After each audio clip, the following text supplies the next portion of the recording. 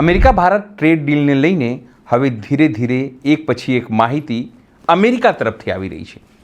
ભારત સરકાર સીધી રીતે એટલું જ કહી રહી છે કે ખેડૂતોના હિતને ધ્યાન રાખવામાં આવ્યા છે, પણ વિપક્ષ હોય, કોંગ્રેસ હોય, આમ આદમી પાર્ટી હોય કે પછી ખેડૂત આગેવાનો, તેઓ માની રહ્યા છે કે આ ડીલથી ભારતનું સૌથી મોટું નુકસાન થશે.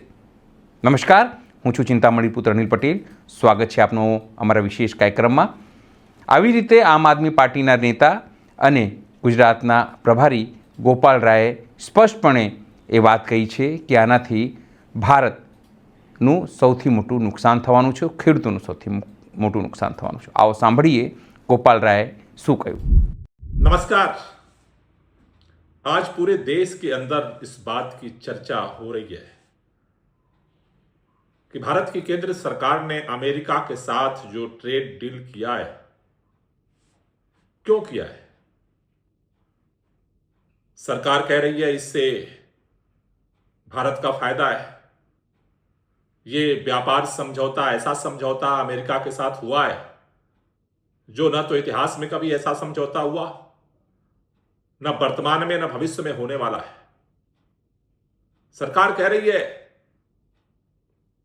नाचो, गाओ, झूमो, ताली बजाओ, थाली बजाओ, मिठाइयां बांटो, लेकिन लोग खुश नहीं हो रहे.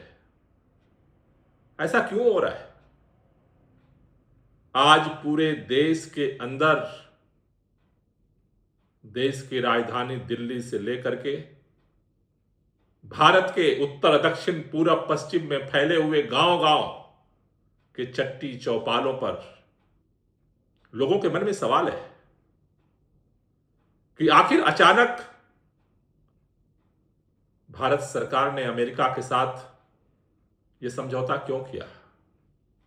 क्या इस व्यापार समझौते से भारत का फायदा होने वाला है या नुकसान होने वाला है. इस समझौते में अमेरिका का क्या फायदा है.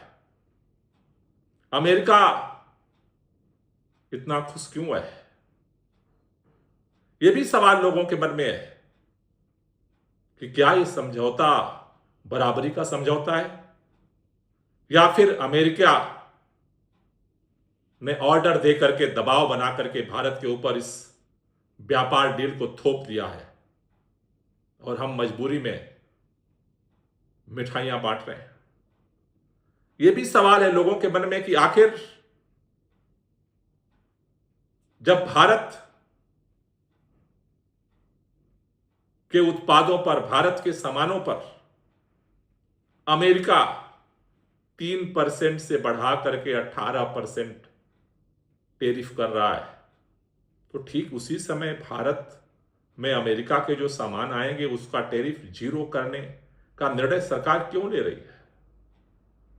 यह भी सवाल है कि अगर सस्ते दाम में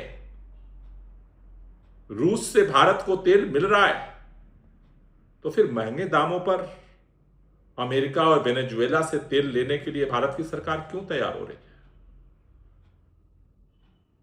यह भी सवाल पैदा हो रहा है कि आखिर इस व्यापार समझौता में 45 लाख करोड़ अगले 5 साल में आयात करने के लिए निर्धारित कर दिए, लेकिन अमेरिका कितने का आयात करेगा भारत से, इसका जिक्र क्यों नहीं हुआ है. इन सारे सवालों पर लोगों के मन में उलझन है. सवाल अनेकों हैं लेकिन जवाब नहीं मिल रहा है. पहली बार हो रहा है कि भारत जैसा देश जो इतनी बड़ी आबादी को लेकर के लोकतांत्रिक परंपराओं के साथ आगे बढ़ रहा है, जिसकी एक गौरवशाली संस्कृति है, सभ्यता है, इतिहास है, वो देश अमेरिका के साथ व्यापार समझौता करता है. और जब लोग पूछते हैं कि आखिर इस समझौते के बाद क्या रूस से जो सस्ते दामों पर तेल भारत खरीद रहा था वो आगे जारी रहेगा या बंद हो जाएगा. पत्रकार पूछते हैं वाणिज्य मंत्री से, वाणिज्य मंत्री कहते हैं हमें नहीं पता, विदेश मंत्रालय से पूछो। विदेश मंत्री से पत्रकार पूछते हैं, विदेश मंत्री कहते हैं हमें नहीं पता, इसका नेतृत्व वाणिज्य मंत्री कर रहे हैं, उनसे पूछो। आखिर हमारी सरकार के मंत्री एक सीधे से सवाल का जवाब क्यों नहीं दे पा रहे? जो ट्रेड डील का फ्रेमवर्क सार्वजनिक किया गया है उसमें साफ साफ तौर पर लिखा है, अमेरिका ने भारत को धमकी भरे लहजे में यह निर्देश दिया कि अगर भारत रसिया के साथ तेल खरीदने का सिलसिला अगर प्रत्यक्ष या अप्रत्यक्ष तौर पर जारी रखता है तो 25% दंडात्मक जो है टैरिफ लगाया जाएगा और इसकी निगरानी करेगा अमेरिका। कौन होता है अमेरिका भारत की निगरानी करने वाला? क्या भारत के लोग गुलाम हो चुके हैं? जिस तरह से भारत के लोगों को ईस्ट इंडिया कंपनी ने आकर के अपने पैर फैलाए और धीरे धीरे भारत का निर्णय ब्रिटेन में बैठा हुआ वायसराय लेने लगा, कहीं ऐसा तो नहीं कि वो नई परिस्थितियां फिर से पैदा हो रही हैं?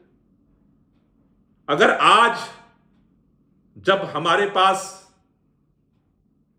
इतने लोकतांत्रिक विरासत है, इतना मजबूत हमारी सांस्कृतिक विरासत है, इतनी बड़ी जनसंख्या का देश है, अगर आज भारत को धमकाने की, अगर भारत पे निगरानी करने की सार्वजनिक तौर पर लिखित में अमेरिका निर्देश देता है और हमारे हुक्मरान उस पर साइन करते हैं और बेशर्मी से उसे जारी करते हैं, तो कल क्या होगा आने वाले दिनों में? आज चिंता क्यों है इस ट्रेड डील को लेकर के? ट्रेड डील को लेकर के चिंता इस बात की है कि भारत के अंदर भारत की जो सबसे बड़ी ताकत है, जो सबसे बड़ी आबादी रोजगार के लिए जो निर्भर है, वो कृषि क्षेत्र है। पहली बार भारत के कृषि क्षेत्र को अमेरिका के लिए खोला जा रहा है। किन शर्तों पर खोला जा रहा है? ट्रेड डील का जो फ्रेमवर्क सामने आया है, जो कागज सामने आए हैं, जो दस्तावेज सामने आए हैं, उसमें सबसे पहली लाइन लिखी है कि भारत अमेरिका के औद्योगिक उत्पाद और कृषि उत्पाद पर 0 टैक्स लगाएगा। इसका मतलब क्या होने वाला है? भारत एक कृषि प्रधान देश है। भारत में करोड़ों करोड़ों लोगों की जिंदगी खेती पर निर्भर है, खेती के उत्पादों पर निर्भर है, पशुपालन पर निर्भर है।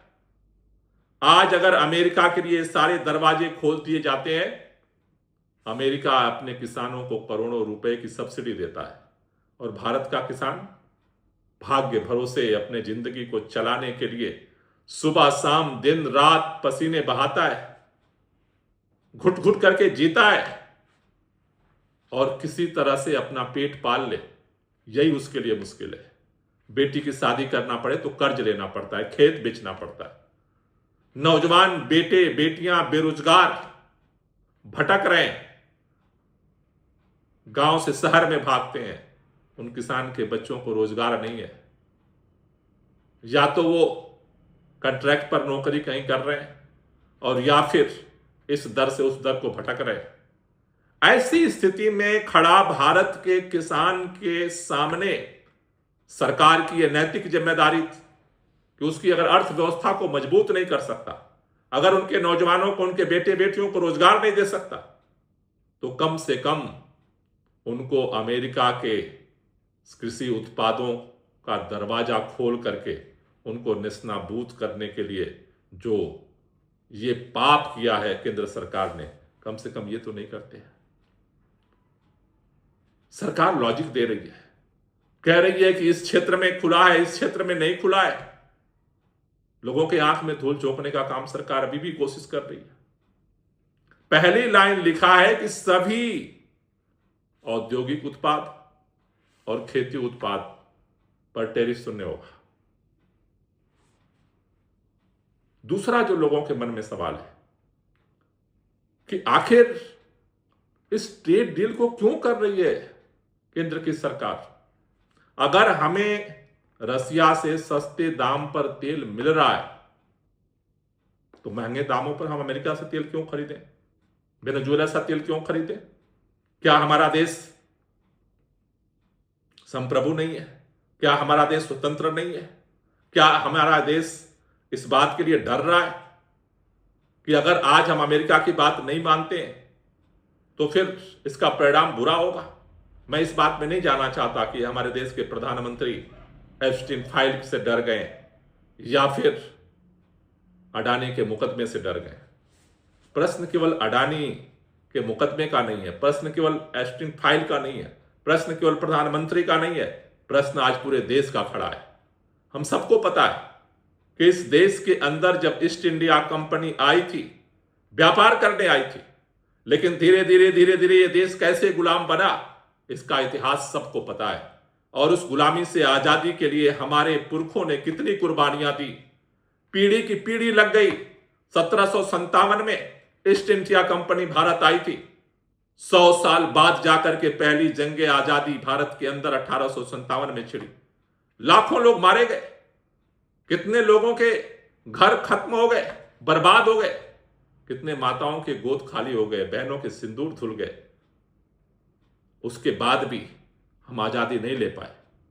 1947 तक एक बार ठंडे दिमाग से याद करो, 1757 ईस्ट इंडिया कंपनी से समझौते की गलती ने भारत को कितनी कुर्बानी देने के बाद आजादी देने के लिए मजबूर हुआ। आज एक नई गुलामी के दौर पर हस्ताक्षर केंद्र की सरकार करने जा रही है। किन मजबूरियों में करने जा रही है यह एक अलग प्रश्न है, लेकिन ये जो समझौता भारत ने अमेरिका के साथ किया है, यह देश के भविष्य के लिए एक खतरनाक शुरुआत हुई है, एक नई गुलामी की शुरुआत हुई है। मैं आप सबसे एक ही बात कहना चाहता हूं, अगर इस देश से मोहब्बत करते हो तो एक बार ठंडे दिमाग से सोचो, क्योंकि अगर आज हम चूक गए, आज अगर हमने समझौता सरेंडर होकर के कर लिया तो आगे वाली पीढ़ियां हमें माफ नहीं करेगी और इतिहास में ये क्षण एक सबसे बड़ी हमारी पीढ़ी की भूल होगी, जिसकी कीमत आने वाली पीढ़ियों को भुगतना पड़ेगा। इसलिए मैं सरकार से निवेदन करना चाहता हूं, भारतीय जनता पार्टी से निवेदन करना चाहता हूं, जो लोग भी इस देश से मोहब्बत करते हैं उनसे निवेदन करना चाहता हूं, एक बार अपनी अंतरात्मा से जरूर पूछो कि क्या हम अपने लिए पूरे देश को दांव पर लगा देंगे। जय हिंद। गोपाल राय ना वातथी आप केटला सहमत छो जरूरथी अमारा कॉमेंट बॉक्स में कॉमेंट करजो। ए सिवाय अमारी यूट्यूब चैनल आप लाइक करो, सब्सक्राइब करो, बेल आइकन दबाવો। સાથે અમારી વેબસાઇટ છે www.gujaratplus.in, ત્યાં પણ જઈને તમે વધુ અપડેટ થઈ શકો છો। અત્યારે માટે બસ આટલું જ। નમસ્કાર।